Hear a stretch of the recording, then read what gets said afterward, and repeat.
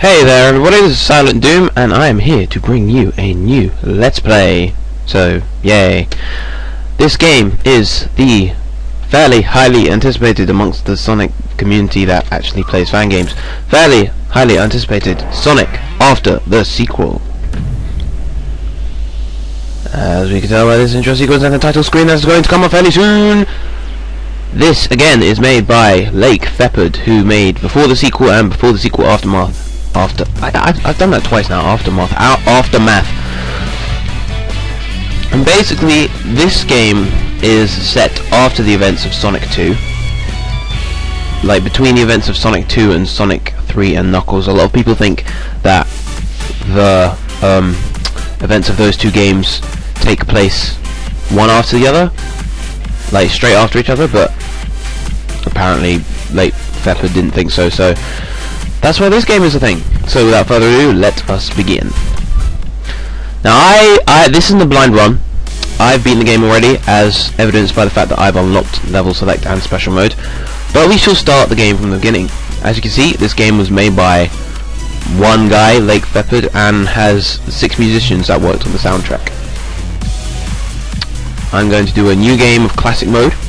The difference between story and classic mode basically is that story mode, you can play the game, just play it. Classic mode allows you to access the special stages to get the Chaos Emeralds, which is more fun, so I'm going to go do that. I'm going to start a new game, and let's begin. So unlike Before the Sequel that throws you straight into Horizon Heights, I'm going to go back and jump here, and there we go. First extra life of the game. Now I must say, overall, I'm very impressed with this so far. The level design is much better than its prequel. There's been a lot of improvements over its prequel. Wow, that was a bad first hit. But yeah, there's been a lot of level improvements. The levels look nicer. They're more fun to play. They don't drag on as long. There's just a lot of improvements over Before the Sequel. I definitely recommend giving this a go if you haven't already. Whoop. Up there. Let's go down. Whoa! Wanna get that ring box? Special stages in this game are accessible by getting 30 rings at the end of a stage instead of 50 like Sonic 1. And then you'll get the giant ring thing. But, you know, it's nice to get 50 anyway. You guys could probably guess what the prize for getting all 7 emeralds is at the end of the game. Oh, I just missed it, dang it. I never seem to get that. I don't know why. It's because I'm just bad at the game, as you could probably tell already. Another ring box. Just like other Sonic games, 100 rings gets you an extra 1-up.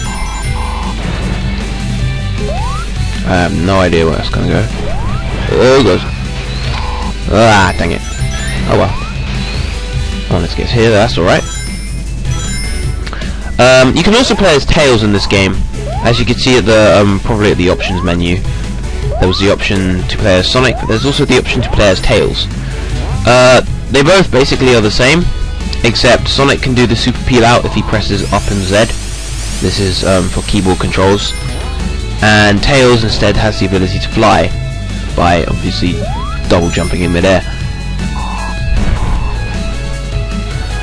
I'm not sure if Tails can use the abilities of the elemental shields as well, but yeah, he cannot peel out.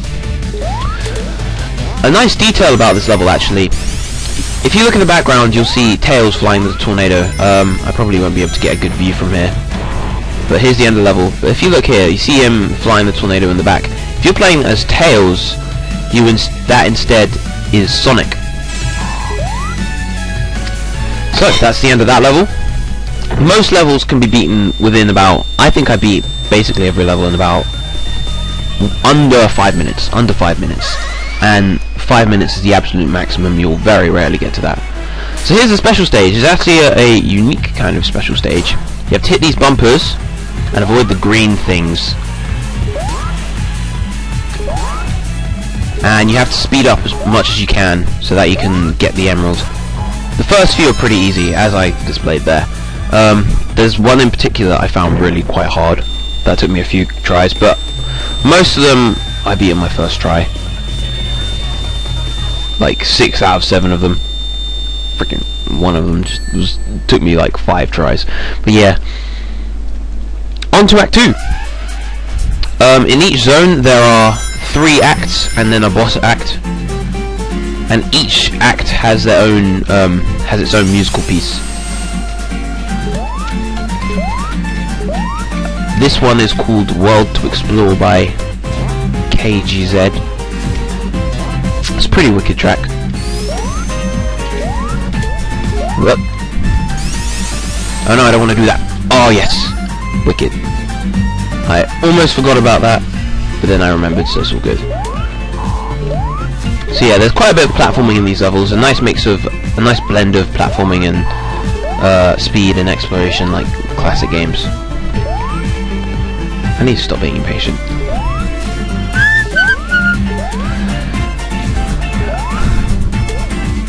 One thing that did carry over from the past game, from before the sequel, is the somewhat annoying enemy placement at times and spike placement as well. This is the spike shield. Basically allows you to, it protects you from spikes, and when you're in midair, if you press the jump button again, you can rocket down. So yeah, that's pretty cool. Ah, what? I jumped into that enemy, that's rubbish. So now I have enough for the special stage. Hope I don't lose these. Watch me lose them as soon as I say that. Woo!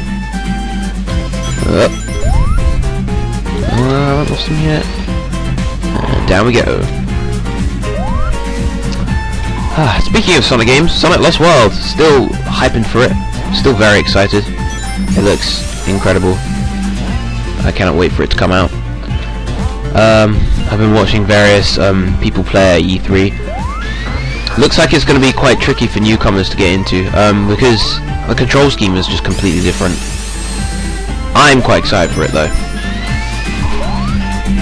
Yeah, go away, I don't like you. As you probably noticed, there's 2 types of those enemies. There's those green ones which bounce, and there's orange ones which just go in a straight line. Oh, fuck you! I wanted to roll! Now I probably won't get the special stage. There won't be enough rings before the goal. Oh well.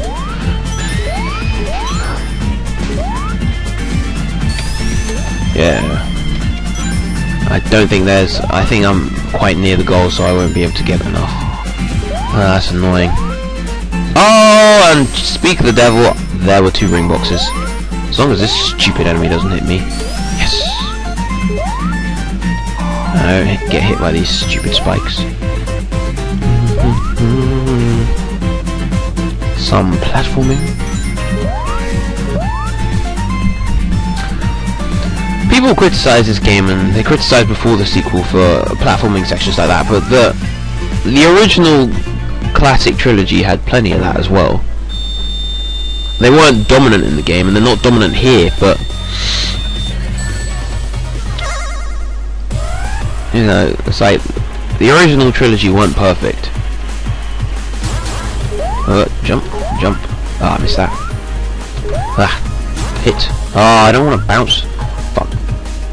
I think I can still do it. Ah, come on. You generally get a fair bit of time in these levels. Oh, nice, nice. Come on. We got a good speed going. Ah, god damn it. Oh, it's so close. I can taste it. Look at it. It's just there. Oh, God's sake. I don't want to lose this level. I didn't lose it my first time. Come on. Give me more speed. This is kind of frustrating. When you can just see the sparkles there. Come on, come on. Yes, there we go. Whew. I was getting quite anxious. That blue bar at the bottom of the screen is your progress through the level. If it reaches the end, you lose the level. Well, yeah, if it reaches the end before you get the emeralds, then you lose. So I wasn't that far off the end, actually, but yeah. Now on to Act 3.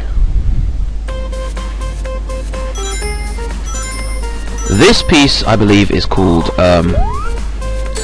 oh wow, that's a great start. This piece is called Memories by Folk. Folk, I think, has done the majority of the soundtrack. Woo! And this level has a unique gimmick with this rain and thunder. Basically, when a lightning bolt flashes, then the platforms appear. But it doesn't matter because you can still like platform on them anyway. So actually, I want to go down, see if there's anything in here. No, stop bouncing. Fuck. Yeah. Oh, I want to go in there. Oh yeah. Oh, there's nothing there. Oh well. I thought I would go in somewhere, but apparently not. That's a bit lame. Yeah, I remember that.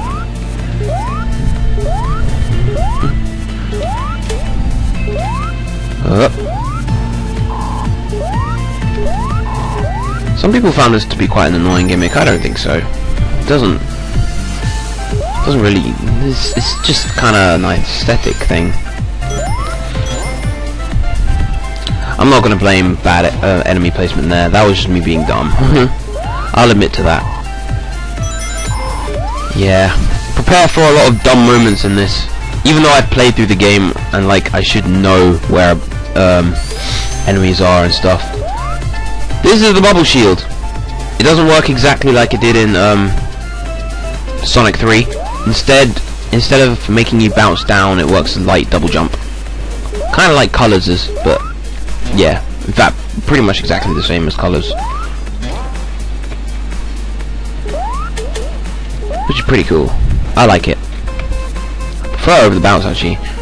The reason why it gives you that is because the electric shield's not in this game. Yeah. Word of advice when playing through this game, often check to your left. There will most likely be something you can collect if you get thrown there. That's just kind of an unwritten rule of platformers though. Just check to your left, because they'll often put something there. Oh gosh. There we go. There we go. There we go. See, bubble shield working its magic. Nothing here. These levels are quite nice to just look around though, because there's plenty to explore. There we go. Oh, come on. At least I had a shield, so I can't complain too much there. And I got another one. Oh, really? I lost it straight away. That's dumb. No, no, no. Oh, that was lucky. You've got to be careful here. There is a reward, by the way, for collecting all 7 Chaos Emeralds. You'll see it once I get them all. I have no idea where I'm going. I'm just dropping like a rock. There's nothing here.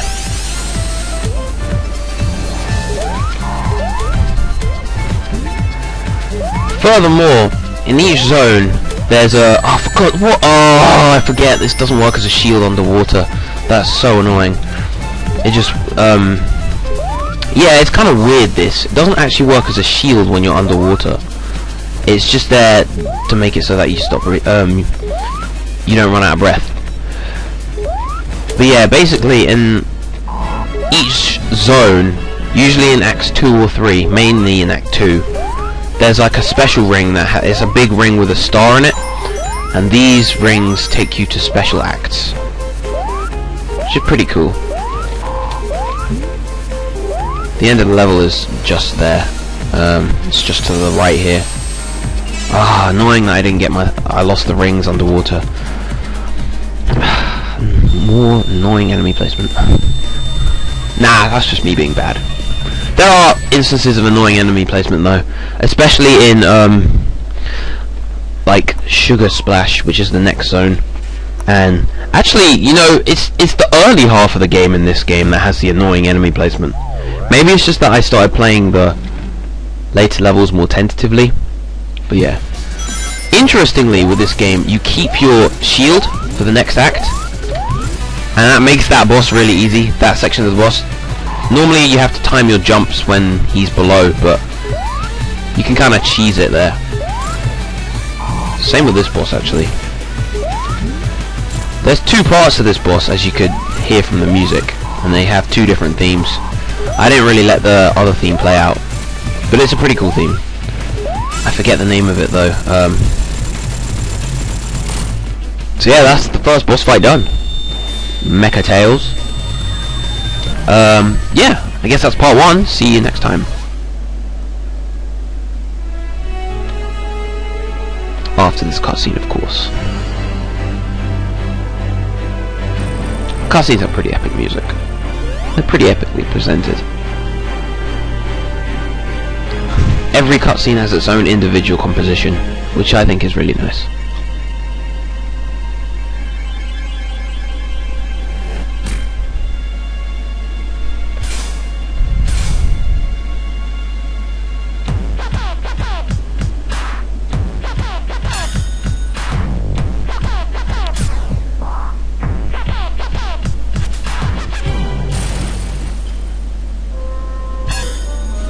Oh no, there go the 7 emeralds, even though we technically got 2 of them already. So yeah, that's the end of part 1. See you guys in part 2.